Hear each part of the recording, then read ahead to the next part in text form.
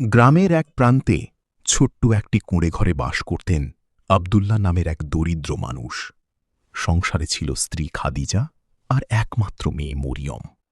অভাব ছিল তাদের নিত্যসঙ্গী। অনেকদিন এমন গেছে যখন ঘরে এক মুঠো চালও ছিল না। তবুও আব্দুল্লাহ কখনো নামাজ ছাড়তেন না, কখনো আল্লাহর উপর ভরসা হারাতেন না। প্রতিদিন ফজরের নামাজ শেষে তিনি দুই হাত তুলে বলতেন, হে আল্লাহ, তুমি আমার রব, তুমি চাইলে মুহূর্তেই আমার অবস্থা বদলে দিতে পারো।